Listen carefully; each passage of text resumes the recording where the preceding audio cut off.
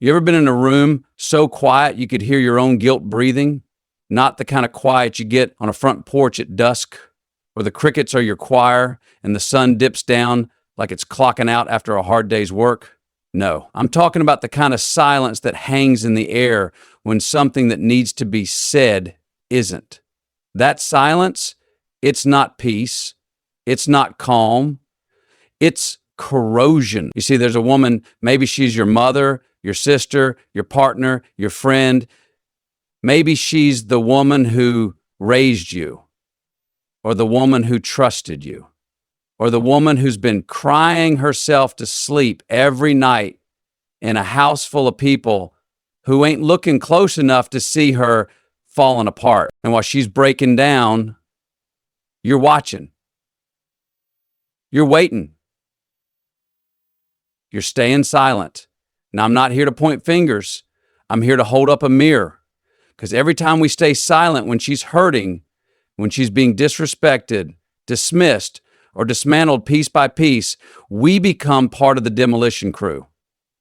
Not with fists, not with words, but with silence. And silence, it don't come without a cost. It costs her strength, her voice, her sense of worth, and it costs us too. It costs us our integrity, our courage, our claim to manhood, brotherhood, or even just plain old humanity. Now I know, it's easier to look the other way, to say it's not my place, or she's strong, she'll be fine. But strength ain't the same as invincibility. Even mountains crumble if no one tends to the cracks. So I say this: speak up when it's uncomfortable. Stand up when it's unpopular. Show up when it's inconvenient. Not just when it's your sister, your wife, your mother, but when it's any woman. Because her worth ain't tied to your relations, tied to her existence. And if you think your silence is keeping the peace, brother, I got news for you. It's just painting over broken glass. So the next time you see her eyes dim, her shoulders slump, her fire flicker low, don't sit in that cowardly comfort of quiet. Say something, do something, be something, because the longer you stay silent, the more she starts to crumble. And when she breaks, we all lose something we can't afford to replace. Mic low, eyes steady, not dramatic, but deeply honest. You don't need to be loud to be powerful, but you do need to be present every damn day. Silence is not peace, it's corrosion. On the surface, silence can feel like serenity. It can wear the mask of calm, the illusion of harmony. When no one's yelling, when the room is still, when words aren't flying like arrows, it's easy to think we're okay. It's easy to think that stillness equals stability, that a quiet house is a happy one. But deep down, we know better. We know there's a kind of silence that doesn't soothe, it suffocates. There's a quiet that doesn't heal, it hides. And that kind of silence, it eats away at everything from the inside out. You've seen it. A woman you care about, she's going through something. Maybe it's not loud, maybe it's not dramatic, but you can feel it. She's shrinking, she's dimming, she's pulling back piece by piece, and no one's saying a word, not even you. You tell yourself you're giving her space. You tell yourself she'll come around. You tell yourself it's not your business. But in truth, what you're doing is handing her more weight to carry, more silence to navigate, more space to question her own worth. And slowly, day by day, that silence isn't protecting her, it's corroding her. Corrosion doesn't happen overnight. It's not an explosion. It's a slow, creeping decay, a whisper that turns into a wound. And that's exactly what silence does when it's wrapped around pain, injustice, or neglect. It starts small, a missed conversation, an ignored emotion, a bystander moment when someone should have spoken up and didn't, a conversation so unimportant that so often that someone was so proud and all they're doing is walking by their pain. And there's hope, but the damage accumulates. It piles on like rust on iron, like water under wood. The structure still looks strong until one day it isn't. Until one day she breaks under the weight of everything no one ever said. And the tragedy of it all, that silence is often chosen in the name of keeping peace. We bite our tongues because we're afraid to cause waves, afraid to be wrong, afraid to be too much. But peace isn't the absence of noise. Peace is the presence of truth. of support, of justice.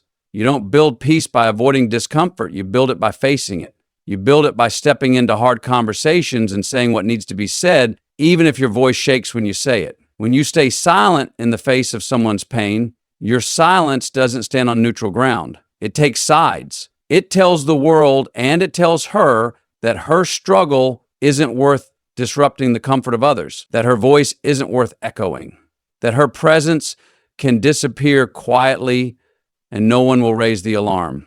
That's not peace, that's abandonment. And if you think staying silent keeps things from falling apart, you're wrong. It's the silence that makes them rot. Because when someone is hurting and nobody speaks, nobody sees, nobody shows up, that's when the foundation starts to crack.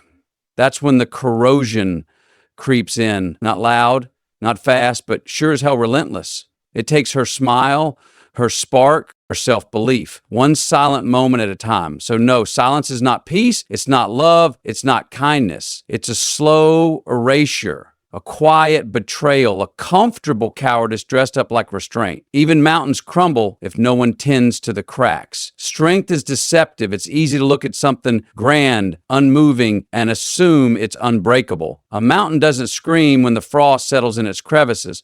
It doesn't complain when wind and rain beat against its face. It stands, massive and proud, so people forget that even stone erodes, that pressure builds, that time takes its toll, and that even the mightiest structures fall if no one stops to see what's happening beneath the surface. That's how we treat people, especially women we believe to be strong, the ones who carry the weight of the world on their backs and do it with a smile, the ones who are always there to listen, to fix, to support, who show up before they're even asked, who never seem to flinch under pressure. We admire them, we lean on them, we praise them for being pillars, but we rarely stop to ask who checks on her.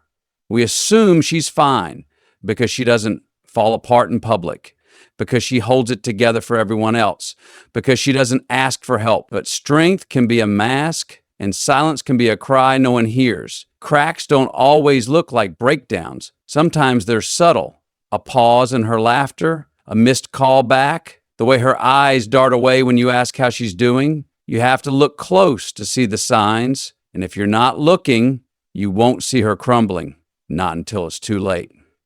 What makes it worse is how often we reward her silence. We say, she's so strong, she doesn't complain. We celebrate her ability to endure, not realizing that endurance without relief isn't a virtue. It's a slow kind of suffering. It's the kind of burden that grows in the dark, that takes root in the quiet, that expands in every moment someone assumes she doesn't need support because she hasn't asked for it.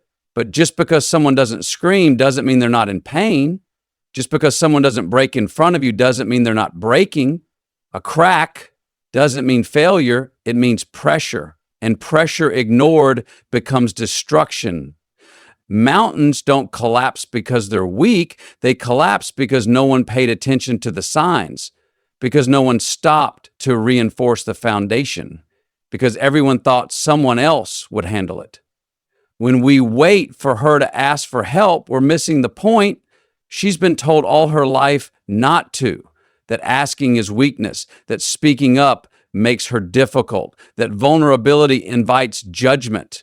So she tightens her jaw, she straightens her back, and she carries the load without complaint, even as her knees buckle under it. We don't need to wait for her to fall to step in. We need to care enough to notice the weight before it crushes her. And sometimes tending to the cracks doesn't take grand gestures. Sometimes it's just saying, I see you.